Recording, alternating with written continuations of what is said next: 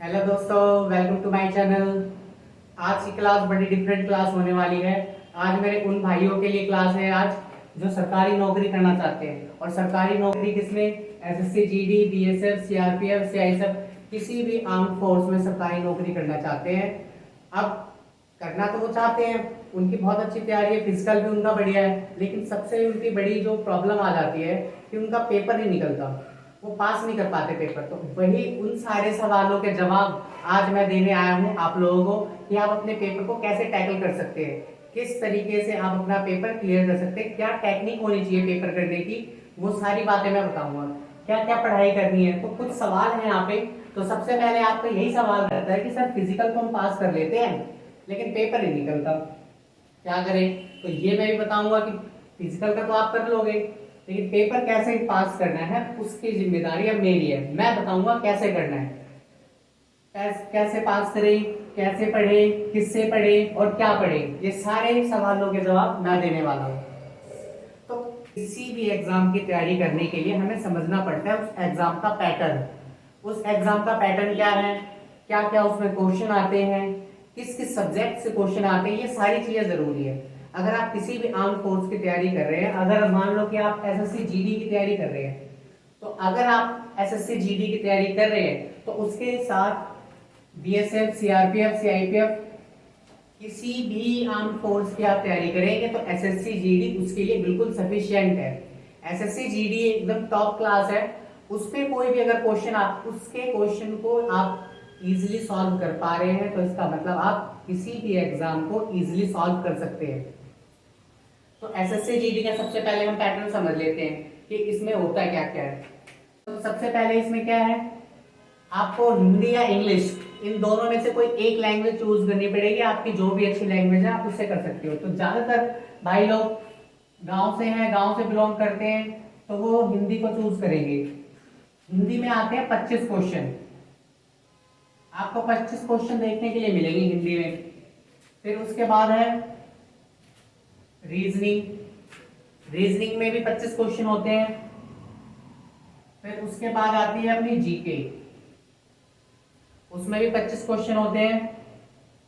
फिर है मैथ, इसमें भी 25 क्वेश्चन होते हैं।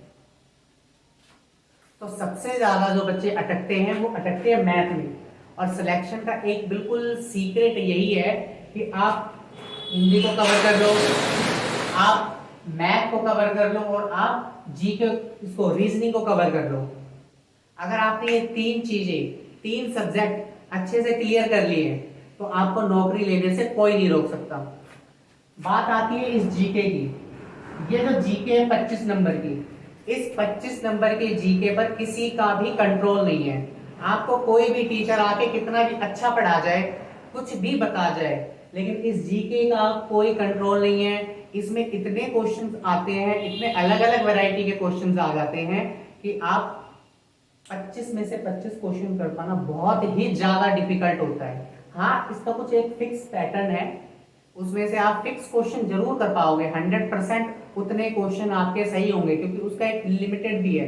लेकिन जैसे ही आप करंट अफेयर के अंदर आ जाते हैं वहीं से सारी कहानी गड़बड़ होने लग जाती है। तो हम सबसे इसको तो लास्ट में देखेंगे। हमारे लिए मेन जरूरी है रीजनिंग, हिंदी और मैथ। इन सभी एग्जाम में ये सब बिल्कुल सेम ऐसे ही पैटर्न होता है सभी एग्जाम को करने के लिए। तो मैथ के लिए क्या जरूरी है, मैथ के लिए मैं पढ़ाने वाला हूँ, रीजनिंग मैं पढ़ाने वाला हूँ और जीके भी मैं ही पढ़ाने वाला हूँ। आप कहेंगे हिंदी, तो हिंदी भी मैं पढ़ा दूंगा। तो कैसे पढ़ना है, क्या पढ़ना है, वो आपको समझना जरूरी है। आप पढ़ने तो बैठ जाते हैं लेकिन क्या पढ़ें और कैसे पढ़ें वो आपको अभी भी नहीं पता चल रहा है। तो अगर आपको इस मैथ को क्लियर करना है तो मैथ पढ़ने के लिए आपको सबसे पहले उसके बिल्कुल बेसिक कॉन्सेप्ट समझने पड़ेंगे। आपको बिल्कुल स्टार्टिंग से उसके बारे में पढ़ना पड़ेगा। अब स्टार्टिंग से पढ़ना पड़ेगा तो आप किसी भी बड़े चैनल पे चले जाएंगे, वहां स्टार्टिंग से बेस तो बताएंगे नहीं। वहां पे क्लास चल रही है तुम्हारी एसएससी, सीएचएसएल, सीजीएल, इन सब एग्जाम की क्लासेस चल रही है, तो वहां पे पहले से एडवांस बच्चे बैठे हुए हैं। वो आपके लिए क्लास बिल्कुल भी नहीं है। वहां पे लिखा जरूर होता है कि आप इस क्लास को अटेंड कर सकते हैं, एसएससी, जीडी और सभी एग्जाम्स के लिए क्लास है, लेकिन वो जो हायर क्लास की उसमें तैयारी करवाई जा रही है, तो इस वजह से वहां पे जो भी समझाया जाएगा, पढ़ाया जाएगा, वो एडवांस लेवल का होगा, लेकिन आपको करना है बेसिक लेवल की। तो बेसिक लेवल की मैथ करने के लिए आप क्या करेंगे, तो आप बेसिक लेवल की मैथ करने के लिए मेरे चैनल पे आ सकते हैं, वर्चुअल कोचिंग सेंटर पे। और सबसे जरूरी चीज, अगर मैथ को बिल्कुल क्लियर करना है तो मैथ क्लियर करने के लिए आपको लाइव क्लास तो लेनी ही पड़ेगी। अब लाइव क्लास से क्या बेनिफिट है, आप अगर लाइव क्लास लेते हो तो लाइव क्लास लेने से ये होता है कि आपको बीच कोई भी सेशन चल रहा है, आपको कुछ समझ नहीं आ रहा, तो आप तुरंत ही कमेंट करोगे, वो कमेंट तुरंत शो हो जाएंगे, वो मैं उसको आसानी से तुरंत इजीली पढ़ सकता हूँ उसी टाइम। तो उससे क्या होगा कि आपको उस समय कोई भी चीज समझ में नहीं आ रही है तो मैं उसको तुरंत उसी समय क्लियर कर सकता हूँ। लेकिन रिकॉर्डिंग क्लास में क्या होगा, पहले क्लास पूरी रिकॉर्ड करनी पड़ेगी, आप पूरी क्लास को देखेंगे, फिर आपको बीच में कुछ समझ में नहीं आ रहा है तो फिर आप उसके लिए कमेंट में जाके लिखेंगे, फिर मैं उसको बाद में पढ़ूंगा। तो बाद में पढ़ने के बाद क्या होता है कि एकदम बिल्कुल रिदम बिगड़ जाता है। अगर मैथ सीखनी है तो आपको लाइव क्लास ही लेनी पड़ेगी, लाइव क्लास जरूरी है। अगर आप लाइव क्लास नहीं लोगे तो आप मैथ में नहीं कर पाओगे, ये एक गारंटी है। अगर आप लाइव क्लास लेते हो तो आप बिल्कुल इजीली मैथ को कर लोगे। मैथ में कोई बड़ी चीजें नहीं आती हैं, सारी की सारी चीजें बिल्कुल सिंपल सिंपल चीजें आती हैं, एकदम फिक्स पैटर्न होता है। बस तैयारी कैसे करनी है वो मैं बताऊंगा। क्वेश्चन तो आते हैं, आप हर साल पिछले पिछले एग्जाम के क्वेश्चन देखते हो, उनकी तैयारी कर लेते हैं, लेकिन नहीं, हमें पिछले एग्जाम की क्वेश्चन की तैयारी तो करनी ही करनी है। साथ के साथ हमें ये करना है कि इसमें और क्या चेंज हो सकता है, इस मैथ के क्वेश्चन में क्या चेंज हो सकता है, हमें वो सारी तैयारी करनी है। क्वेश्चन एक भी क्वेश्चन मैथ में मुश्किल नहीं आता है, 2-3 क्वेश्चन को छोड़ दिया जाए, बाकी के 25 में से 22 क्वेश्चन बिल्कुल इजी क्वेश्चन आते हैं जिसको आप बड़े आसानी से कर सकते हैं, बिल्कुल आराम से सॉल्व कर सकते हैं उसको आप।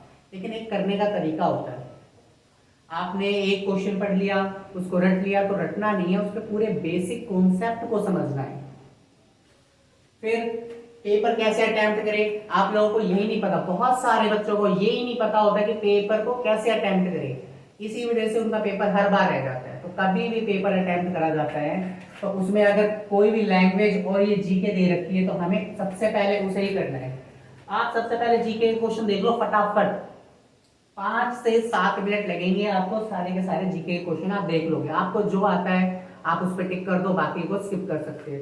फिर आप तुरंत आ जाओ हिंदी के सेक्शन पे, हिंदी में देखो जल्दी से फटाफट क्या लिखा है क्या नहीं है, उसमें क्वेश्चन टिक कर दो, क्योंकि इसमें कोई कैलकुलेशन नहीं है, आपको सिर्फ पढ़ना है और आंसर देना है। अगर आपको आता होगा देखते ही आप टिक लगा दोगे, यहाँ आपका टाइम बचेगा, ये आपका टाइम बचाएगा, ये जीके जो है आपकी ये टाइम बचाएगी। फिर जितना भी टाइम बचता है, अगर मान लो इसको करने में 10 मिनट का टाइम लग रहा है और इसको करने में 5 मिनट का, यानी 15 मिनट का टाइम यहाँ बच गया, लग गया तुम्हारा, और बाकी का जो टाइम बचा उसमें आप रीजनिंग और मैथ कर सकते हैं। तो उससे करने से पहले हमेशा रीजनिंग पे ध्यान देना है। किसी भी एग्जाम को करेंगे तो रीजनिंग को देखेंगे पहले, क्योंकि रीजनिंग कई बार इजी आती है, बहुत ही ज्यादा इजी आती है तो आसानी से सॉल्व हो जाती है। तो रीजनिंग को करेंगे, बाद में सबसे लास्ट में मैथ को करेंगे। और मैथ में सबसे पहले वही क्वेश्चन करने हैं जो आपको देखने में लग रहा है इजी, जिसको आप पढ़े तुरंत और देखते ही सॉल्व कर दें, वो क्वेश्चन पहले करने होते हैं। हमें ऐसा कभी नहीं करना होता है कि हमने पेपर खोल लिया और पहले क्वेश्चन आ गया तो पहले क्वेश्चन से ही शुरू हो जाए, नहीं। अगर हमें दिख रहा है पहला क्वेश्चन मुश्किल है या बड़ा है, थोड़ा सा लेंथी है, उसको स्किप करके दूसरे क्वेश्चन पे, हमें सबसे पहला जरूरी काम ये होता है कि अगर 25 क्वेश्चन उसमें दे रखे हैं तो आपको 25 के 25 क्वेश्चन देखने हैं, व्यू करने हैं, अटेम्प्ट करने हैं। आप करें तो वो तो बाद में ही करेंगे, लेकिन व्यू करना बहुत जरूरी है। बहुत बार ऐसा होता है कि आपने स्टार्टिंग से ही करना स्टार्ट कर दिया, आपने 10-15 क्वेश्चन कर दिए, बाद में पता चलता है कि जो लास्ट के 10 क्वेश्चन थे वो तो बहुत ही ज्यादा इजी थे और सारा टाइम आपने वहीं दे दिया। तो इस वजह से ये सबसे बड़ी कमी है पेपर करने की। तो किसी भी एग्जाम को अगर पास करना है, कैसा भी एग्जाम हो, फिजिकल के जितने भी एग्जाम है उनमें बिल्कुल भी मुश्किल पेपर नहीं आता है। आप लोगों को लगता है कि बहुत मुश्किल पेपर आता है, बिल्कुल मुश्किल पेपर नहीं आता है, एकदम फिक्स पैटर्न होता है, हर बार उसी पैटर्न से क्वेश्चन पूछे जाते हैं, बस क्वेश्चन को आगे पीछे उसमें थोड़ा सा फेरबदल करा जाता है और क्वेश्चन बिल्कुल वही होते हैं। मैं बताऊंगा कि आपको उन क्वेश्चन की कैसे तैयारी करें, डिट्टो बिल्कुल सेम वैसे ही उसी पैटर्न के क्वेश्चन करवाने वाला हूं आपके लिए, बिल्कुल मैथ, अगर आपने मैथ में करी ये क्वेश्चन तो आपका सिलेक्शन पक्का है। 100% सिलेक्शन होगा आपका अगर आपने मैथ में कर लिए। क्यों? क्योंकि आप रीजनिंग तो कर ही लोगे आराम से और हिंदी में आपको आता ही है, लेकिन बची है सिर्फ जीके। ये जो जीके ऐसा सेक्शन है, ये जो सेक्शन है ये हर किसी बच्चे के बस की नहीं है। इस सेक्शन में बड़े से बड़े सूरमा आते हैं, वो 25 के 25 क्वेश्चन नहीं कर पाते। जो बिल्कुल ही हाई लेवल की तैयारी कर रहा है बस वही 25 के 25 इसमें क्वेश्चन कर सकता है और कोई नहीं करता। और इसमें 25 क्वेश्चन करने भी नहीं होते हैं जीके में। जनरल नॉलेज के क्वेश्चन है, आप हिस्ट्री के कर लोगे क्वेश्चन, पोल के कर लोगे, जियोग्राफी से कर लोगे और बाकी स्टैटिक एक दो क्वेश्चन कर लोगे। लेकिन अगर आप सारे क्वेश्चन इसमें करने बैठोगे तो वो सारे सॉल्व नहीं होते हैं। इसमें बहुत सारे करंट अफेयर के क्वेश्चन आते हैं। तो ये हमारा मेन फोकस बिल्कुल भी नहीं है। हमारा मेन फोकस है 3 सब्जेक्ट, मैथ, रीजनिंग और हिंदी। हमें इन तीनों सब्जेक्ट पे अगर हम फोकस करेंगे तो हम बड़े आराम से पेपर को क्लियर कर सकते हैं। ये होता है तरीका करने का। अब किस टाइप के क्वेश्चन आएंगे वो मैं आपको करवाऊंगा क्लास में। तो आपको लाइव क्लास में जुड़ना है। मैं कल 12 बजे से मैथ की लाइव क्लास लेने वाला हूं। टाइमिंग है, आप लोग टाइमिंग नोट कर लें। 12 बजे से स्टार्ट हो जाएगी कल दोपहर में 12 बजे।